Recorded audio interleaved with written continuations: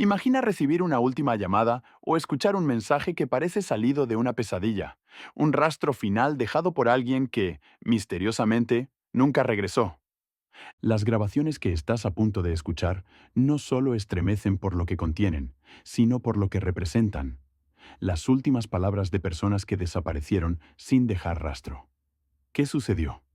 ¿Están pidiendo ayuda o revelando algo mucho más oscuro? Prepárate para sumergirte en 5 grabaciones inquietantes dejadas por personas desaparecidas y que podrían ser las pistas clave en sus casos.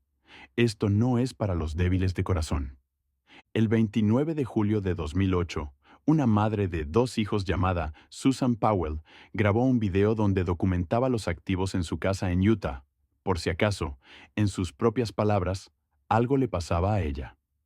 Este soy yo. 29 de julio de 2008 son las 12:33, hora de la montaña.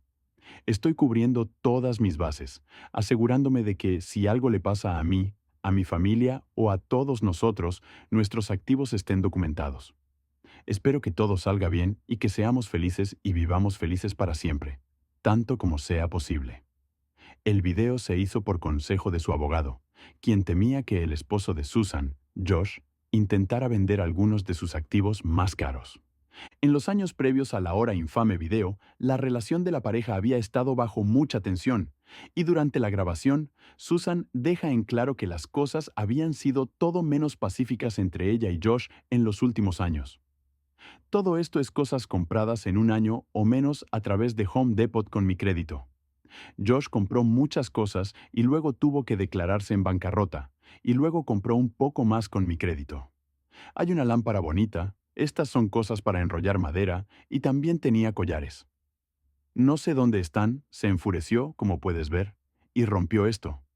Hay perlas y ópalos aquí.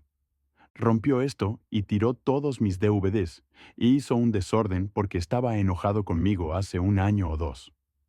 Aunque Susan había consultado a un abogado de divorcio para investigar la posibilidad de dejar a su esposo, todavía vivían juntos en 2009.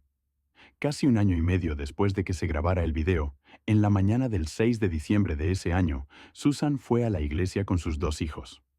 Después de eso, una vecina fue a visitarla, saliendo de su casa alrededor de las 5:00 p.m.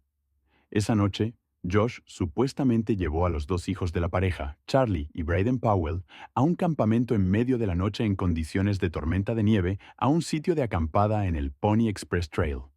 Según Josh, Susan se quedó en casa porque estaba cansada. La historia cuenta que al día siguiente, la familia y amigos de Susan reportaron su desaparición cuando sus 2 hijos no fueron entregados en la guardería. Cuando Josh regresó del supuesto campamento con sus hijos, dijo que cuando se fue la noche anterior, su esposa estaba durmiendo pacíficamente en casa y que no tenía idea de lo que pudo haberle pasado. Después de registrar la casa de la pareja en Utah, la policía no encontró signos de juego sucio, pero las cosas continuaron volviéndose más extrañas a medida que avanzaba la investigación. Dentro de la caja de seguridad de Susan en el banco donde trabajaba, los policías encontraron un testamento escrito a mano en el que Susan alegaba que Josh había sacado una póliza de seguro de vida de 1 millón a su nombre unas semanas antes. Inquietantemente, también escribió: "Si muero, puede que no sea un accidente". Aproximadamente 10 días después de que desapareciera misteriosamente, las autoridades también descubrieron que Josh había presentado documentos para retirar dinero de una cuenta de jubilación, y fue oficialmente declarado una persona de interés en el caso. Sospechosamente, la familia y amigos de Susan informaron que durante los esfuerzos de búsqueda, Josh nunca parecía mostrar un interés genuino en encontrar a su esposa. Pero a pesar de la montaña de evidencia en su contra, Josh Powell nunca fue formalmente acusado en la desaparición de su esposa.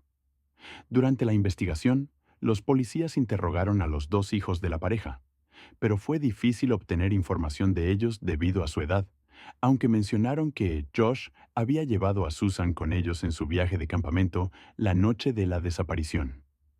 También hicieron afirmaciones extravagantes, incluidas alegaciones de que habían llegado al campamento en avión.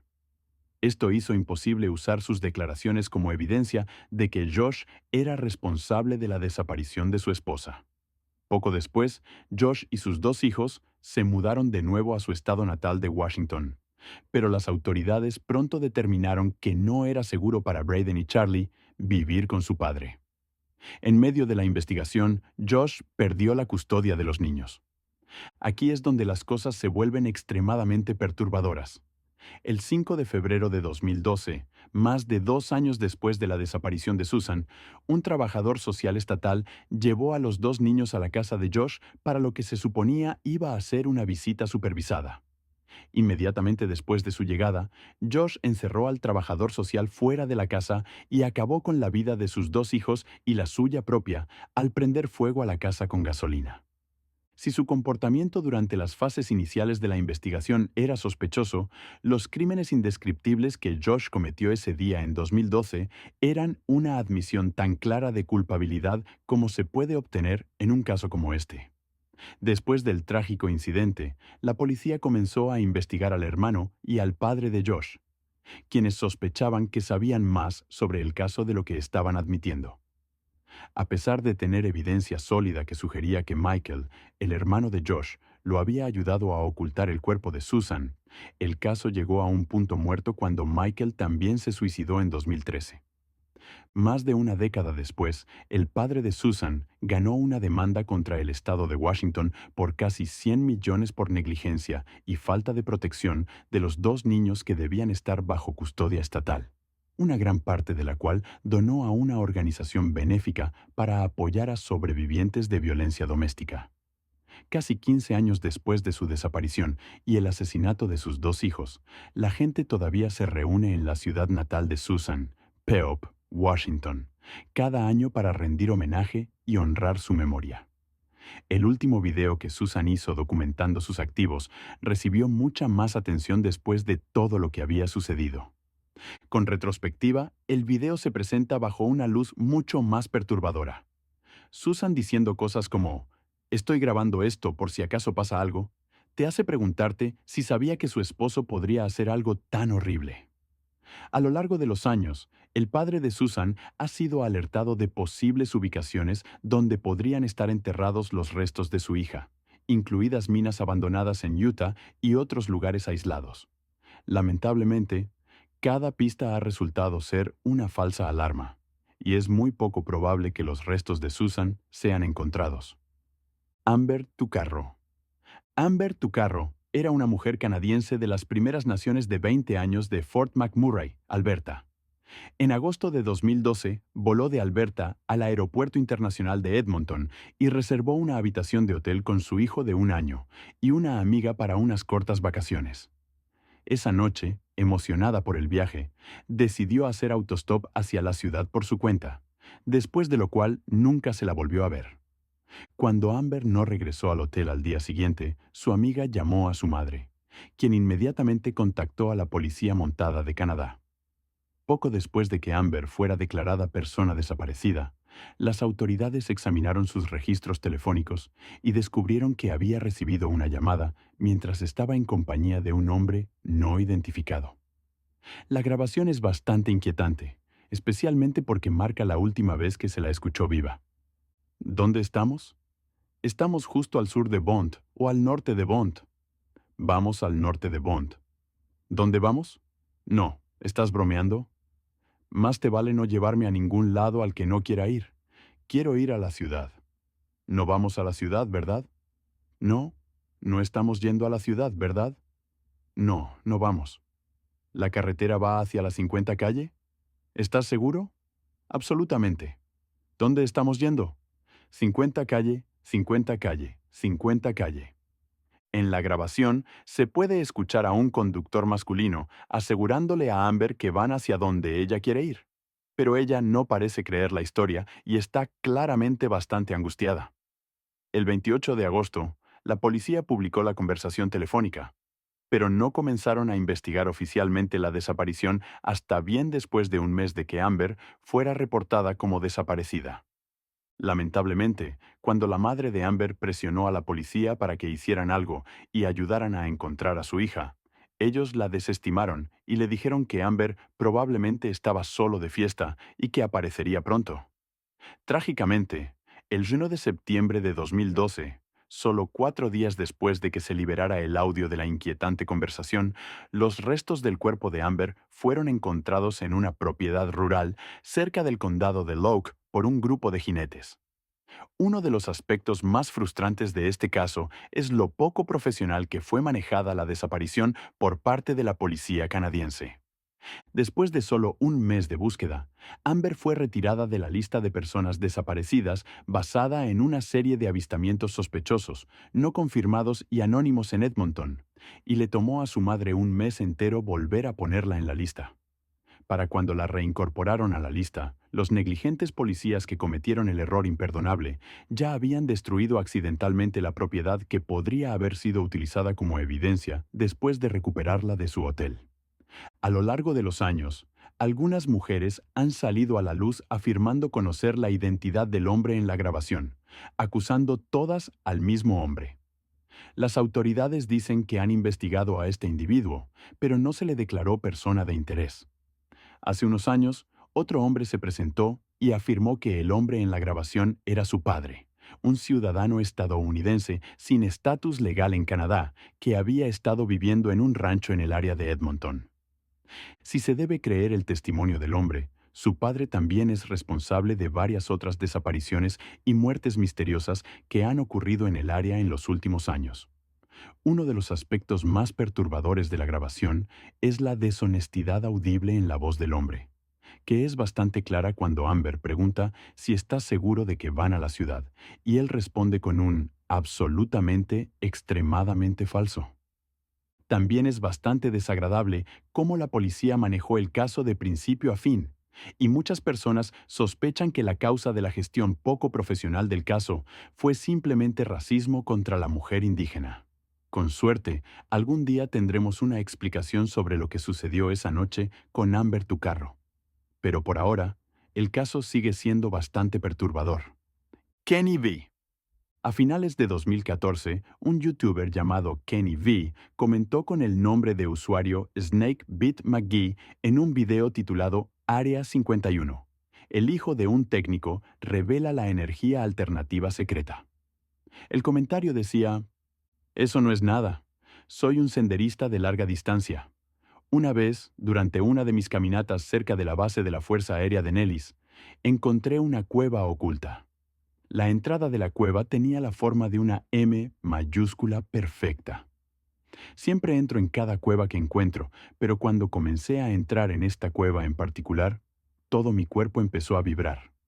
Cuanto más me acercaba a la entrada de la cueva, peor se volvía la vibración. De repente, me asusté mucho y salí de allí rápidamente. Eso fue una de las cosas más extrañas que me han pasado. Como puedes imaginar, el comentario de Kenny llamó inmediatamente la atención de muchas personas. Algunos llamaron a Kenny mentiroso, mientras que otros lo animaron a encontrar la cueva de nuevo y grabar sus hallazgos. Así que aceptó hacerlo.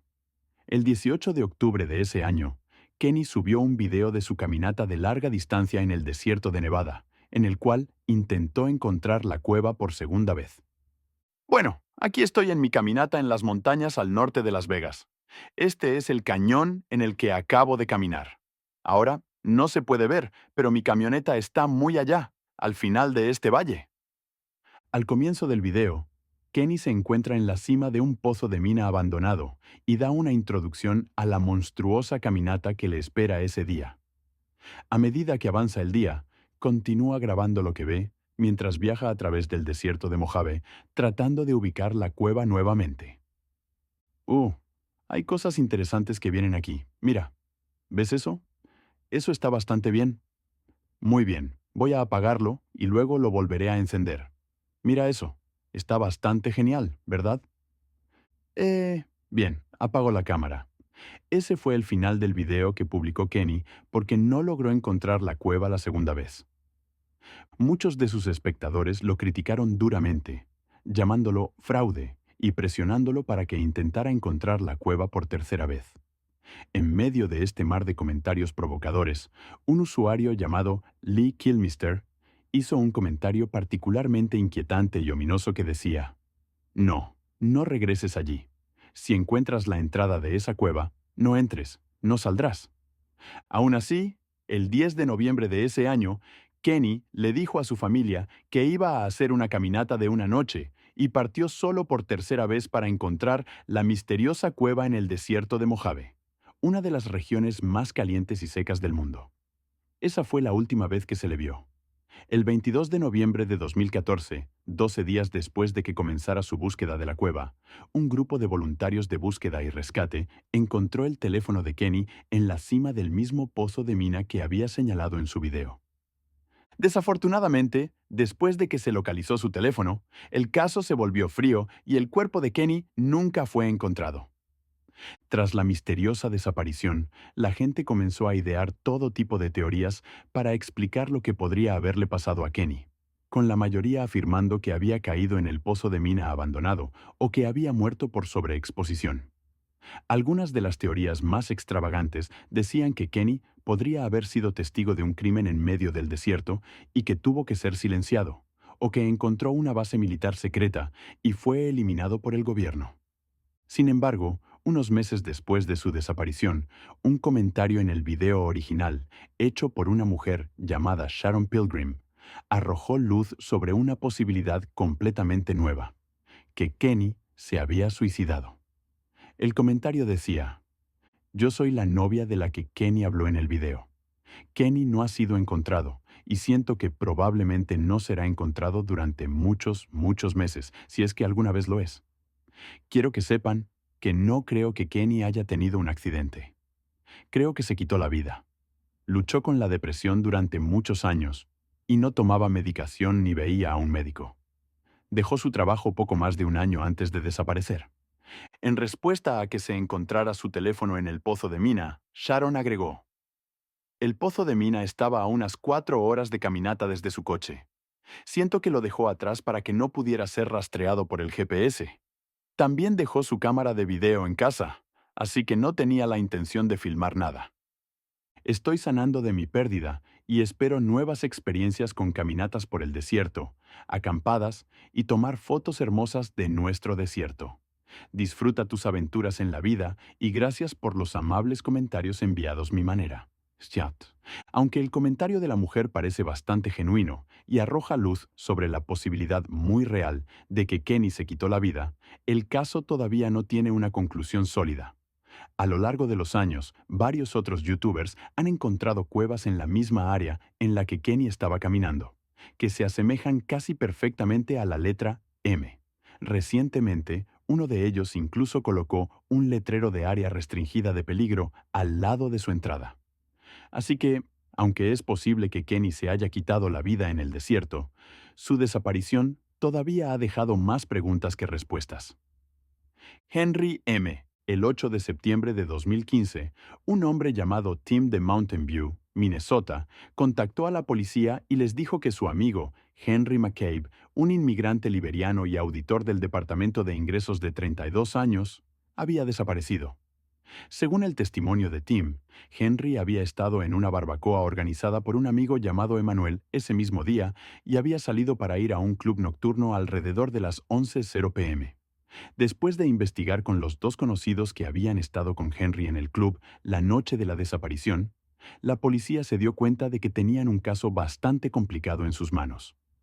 Según los dos amigos que habían estado con Henry en el club nocturno SAA en Spring Lake esa noche, Henry había estado bebiendo bastante y al salir del club alrededor de las 12:00 a.m., supuestamente pidió a William, uno de los conocidos con los que estaba, que lo dejara en una gasolinera cercana. Después de ser dejado por William, quien pensó que era extraño que Henry rechazara su oferta de llevarlo a su casa en lugar de a una gasolinera al azar, Henry llamó a su esposa un poco después de las 2:20 a.m. Según su esposa, Henry sonaba bastante delirante en la llamada y cerca del final de la conversación, ella llamó a uno de los amigos de Henry para pedirle que fuera a buscar a su esposo. Aunque el amigo no contestó la llamada, los últimos 2 minutos de la conversación entre Henry y su esposa fueron grabados por el buzón de voz del amigo, y el contenido de la conversación es bastante perturbador. Está aquí. Estoy diciendo aquí, aquí. Es casi imposible distinguir alguna de las palabras en el audio, y la combinación de gruñidos, gemidos y gritos hace difícil saber qué pensar de la grabación, pero no hace falta decir que el buzón de voz es bastante inquietante. Casi suena como si los gritos vinieran de alguien que está siendo atacado, pero obviamente no podemos saberlo con certeza.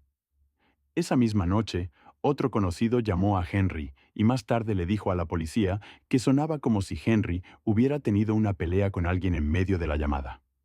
Curiosamente, aunque Karine McCabe, la esposa de Henry, mencionó que los sonidos que su esposo estaba haciendo durante la llamada eran extremadamente fuera de su carácter, ya que normalmente era perfectamente articulado, solo hizo una sola llamada a uno de los amigos de Henry para intentar que fuera a recoger a su esposo, y cuando no obtuvo una respuesta, volvió a la cama. Aún más extraño, durante su interrogatorio, Karine repetidamente le dijo a la policía que sabía que Henry estaba vivo, aunque no tenía la evidencia para probarlo directamente. Después de que se grabara este extremadamente perturbador buzón de voz, los registros telefónicos de Henry mostraron que había llamado a un número de Texas al que había llamado más de 20 veces ese día, pero cuando la policía intentó rastrear el número, resultó que ya no estaba en servicio. Es imposible saber si las llamadas las hizo Henry o alguien más, pero después de la inquietante conversación con su esposa, los registros telefónicos mostraron que se hicieron varias llamadas desde el teléfono de Henry a ese mismo número, ahora desconectado, en los días siguientes a su desaparición. A medida que avanzaba la investigación, las cosas seguían volviéndose más extrañas.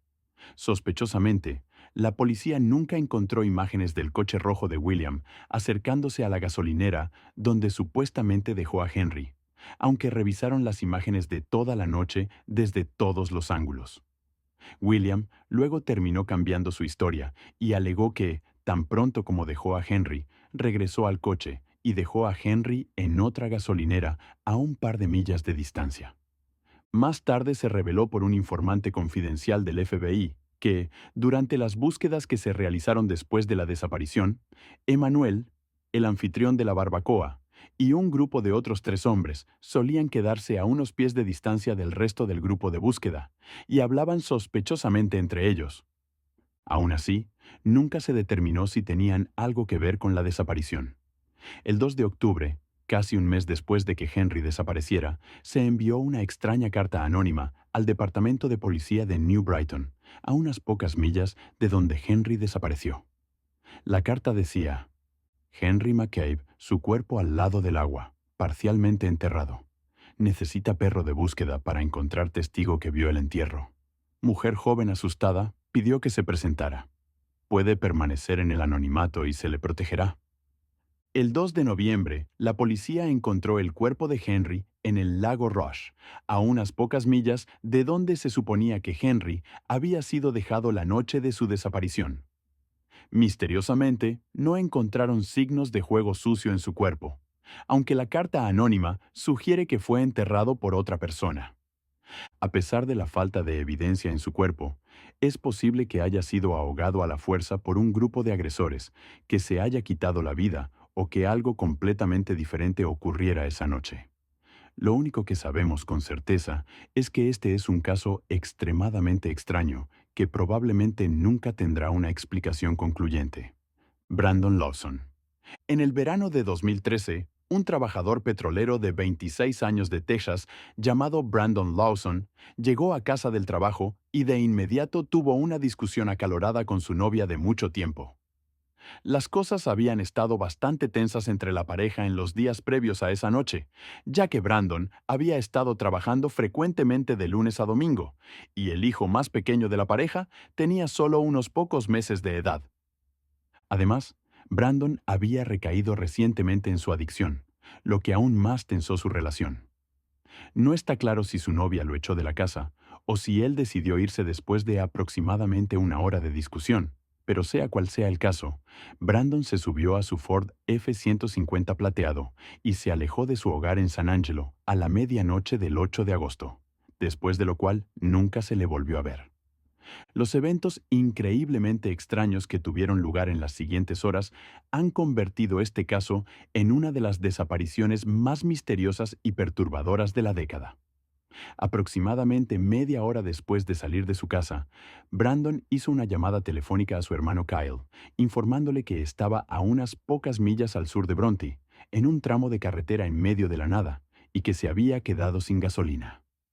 Después de recoger una garra de gasolina de la casa de Brandon, que estaba a aproximadamente una milla de la suya, Kyle se subió a su coche y se preparó para conducir hasta la ubicación de su hermano. Pero las cosas no salieron exactamente según lo planeado para Brandon, y unos minutos después, alrededor de las 12:50 am, hizo esta inquietante llamada al 9011. 911, emergencia. Sí, estoy en medio del campo. Estamos apenas aquí en la carretera, yendo hacia Yang de ambos lados. Mi camión se quedó sin gasolina. Hay un coche aquí. Por favor, apresúrense. Ok, ahora repítame eso. Estoy hablando con él. Ah, ¿lo encontraste? Sí. ¿El primer tipo? ¿Necesitas una ambulancia? No, necesito a los policías. ¿Está alguien herido? Hola, hola, hola. Aunque es difícil distinguir qué está sucediendo en el fondo, muchas personas han alegado que pueden escuchar el sonido de disparos y otras personas hablando en el audio. Pero es difícil confirmar qué se decía exactamente y qué estaba ocurriendo durante la llamada. 8 minutos después de la llamada de Brandon al 911, otro conductor llamó a la policía para informar que un F-150 plateado estaba estacionado de manera bastante peligrosa en la carretera, con la parte trasera del camión sobresaliendo en el otro carril.